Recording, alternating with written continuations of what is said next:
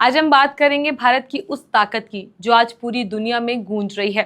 79वें स्वतंत्रता दिवस पर प्रधानमंत्री मोदी ने लाल किले से जो बातें कही, वो हर भारतीय का सीना गर्व से चौड़ा कर देती है।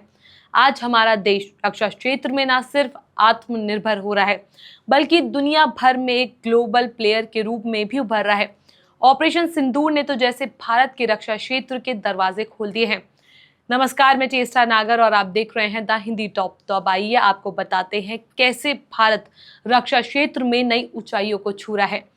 भारत का रक्षा क्षेत्र आज जिस मुकाम पर है, वो कोई एक दिन की कहानी नहीं है। ये उन सालों की मेहनत का नतीजा है, जब हमने अपने सामने आई चुनौतियों को अवसर में बदल दिया। पिछले कुछ सालों में, खासकर ऑपरेशन सिंदूर के दौरान, भारत ने दिखा दिया कि हमारी सशक्त सेनाएं कितनी ताकतवर है। इस ऑपरेशन में हमने जो ड्रोन और मिसाइल इस्तेमाल की, वो भारत में ही बनी थी। और यही नहीं, हमारी सेना ने दुश्मन के ड्रोन और मिसाइलों को आसमान में ही धूल चटा दी। ये वो पल था जिसने दुनिया को बताया कि भारत अब रक्षा के मामले में किसी पर निर्भर नहीं है। प्रधानमंत्री मोदी ने स्वतंत्रता दिवस पर लाल किले से जो घोषणाएं की, वो हमारे रक्षा क्षेत्र के भविष्य की तस्वीर को साफ करती है। पहली बड़ी बात, हम तेजी से आधुनिक युद्ध तकनीकी में आत्मनिर्भर हो रहे हैं। दूसरी, भारत अब डिफेंस एक्सपोर्ट के मामले में भी दुनिया में अपनी जगह बना रहा है। आइए इन दोनों पहलुओं को थोड़ा और समझते हैं।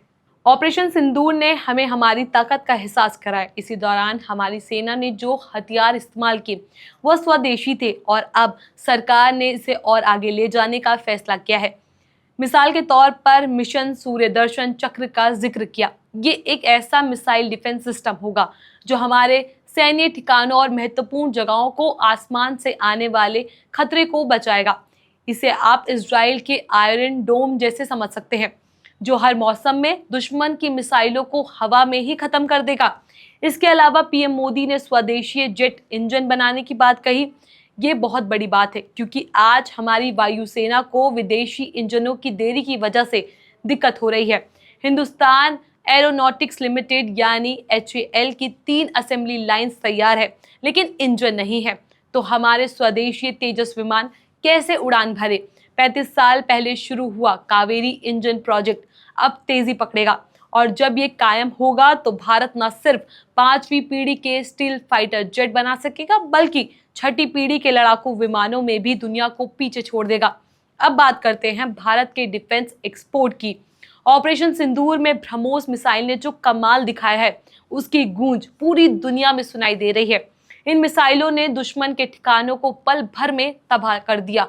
नतीजा, दुनिया भर से ब्रह्मोस के लिए ऑर्डरों की लाइन लग गई।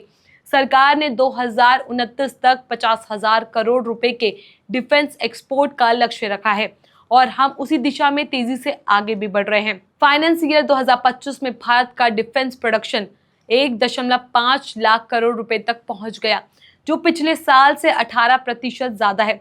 और अगर 2019 और 20 की तुलना करें तो ये 90% की छलांग है। डिफेंस एक्सपोर्ट भी 23,622 करोड़ रुपए तक पहुंच गया, जो अब तक का सबसे बड़ा आंकड़ा है। इस साल की शुरुआत में भारत दुनिया के टॉप 25 डिफेंस एक्सपोर्टर देशों में शामिल हो चुका है, और अब अगले 4 सालों में हम इसे दुगना करने की राह पर है। तो ये सिर्फ आंकड़े नहीं है, ये है भारत की वो ताकत जो हमें गर्व से भर देती है। ऑपरेशन सिंदूर ने हमें सिखाया कि चुनौती हमें कमजोर नहीं, बल्कि और मजबूत बनाती है। आज भारत न सिर्फ अपनी रक्षा के लिए तैयार है, बल्कि दुनिया के मित्र देशों को भी अपनी ताकत दे रहा है। तो ये था भारत के रक्षा क्षेत्र का वो शानदार सफर, जो हमें बताता है कि हम कितने सक्षम और आत्मविश्वास से भरे हुए हैं। ऑपरेशन सिंदूर ने हमें हमारी ताकत दिखाई, और अब मिशन सूर्यदर्शन चक्र और स्वदेशी जेट इंजन जैसे प्रोजेक्ट हमें भविष्य के लिए उड़ान के लिए तैयार कर रहे हैं।